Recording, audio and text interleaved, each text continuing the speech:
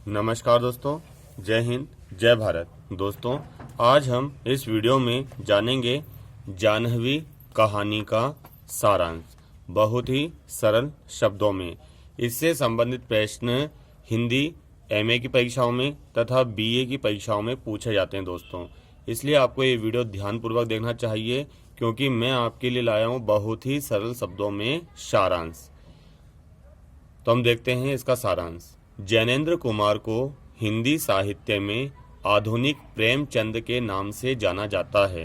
दोस्तों, जो जाह्नवी कहानी के रचयिता हैं वो कौन है? जैनेंद्र कुमार जी। और जैनेंद्र कुमार को हिंदी साहित्य में आधुनिक प्रेमचंद के नाम से जाना जाता है। जैनेंद्र कुमार मनोविज्ञान पर कलम चलाने वाले रचनाकार हैं। स्त्री मनोविज्ञान पर केंद्रित कहानियों में जाह्नवी कहानी का अपना महत्वपूर्ण स्थान है। दोस्तों, जो जाह्नवी कहानी है ये स्त्री प्रधान कहानी है दोस्तों, और इसका एक महत्वपूर्ण स्थान है स्त्री कहानियों में। जाह्नवी का अर्थ होता है गंगा। जिस प्रकार गंगा नदी पवित्र है, यानी कि जिस प्रकार हमारी गंगा मैया नदी पवित्र है, उसी प्रकार लेखक ने यहाँ पर जाह्नवी नामक लड़की के प्रेम को दर्शाया है। उसके हृदय में उठने वाली असंख्य लहरों का वर्णन लेखक ने अपने शब्दों में किया है और इस कहानी में किया है कि एक स्त्री के अंदर की वेदना क्या होती है, उसका हृदय किस प्रकार पढ़ा जा सकता है। लेखक ने यह कहानी अपनी आँखों से आत्मसात करके लिखी है। लेखक की कलम से निकली जाह्नवी सच्चे प्रेम की पराकाष्ठा है। प्रेमिका के रूप में जाह्नवी भारतीय नारी के उस आदर्श प्रेम को उजागर करती है जिसके प्रति उसका प्रेम सच्चा व दृढ़ है। भारतीय नारी के जीवन में जो पहला पुरुष अपना स्थान बना लेता है वही उसका सर्वस्व होता है, और उसी को ही स्त्री अपना सर्वस्व न्योछावर करती है, और वह उसी के लिए जीती मरती है। दूसरों की निगाहों में भले ही जाह्नवी उल्टा हो या कलंकनी हो, पर लेखक की नज़रों में वह देवी का रूप पाती है। देखा जाए तो यह कहानी आजकल के परिवेश में टूटते रिश्तों पर भी कटाक्ष करती है दोस्तों। आई बात समझ में आपको?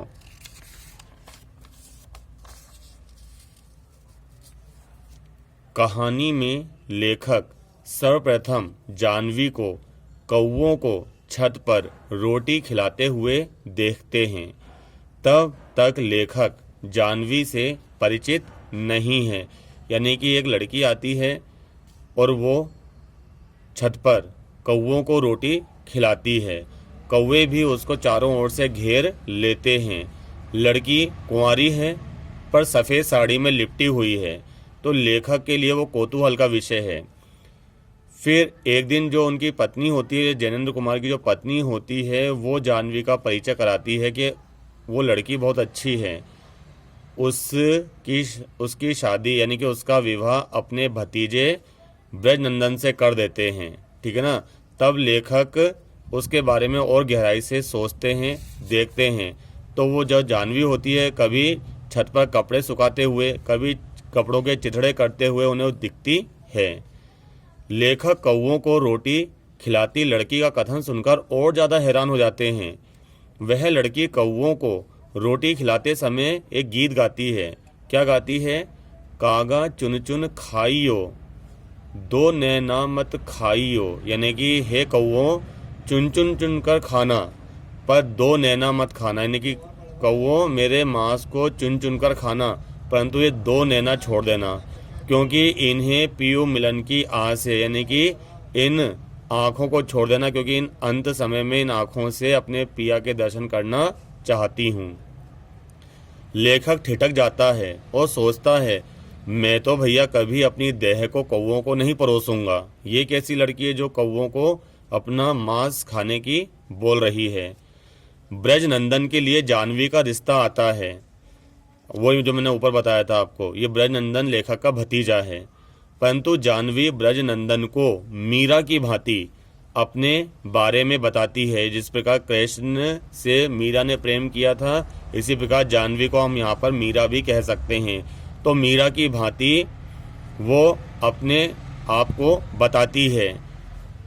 जिस प्रकार लेखक की पत्नी जाह्नवी को बुरा भला कहती है, यानी कि ब्रजनंदन से वो शादी से इनकार कर देती है। उनने बोला ब्रजनंदन को जिस प्रकार मीराबाई की शादी करवा देते हैं भोजराज के साथ, ठीक है ना, वो भी बोलते हैं कि मैं सब कुछ करूंगी लेकिन शरीर कभी नहीं परोसूंगी तुमको।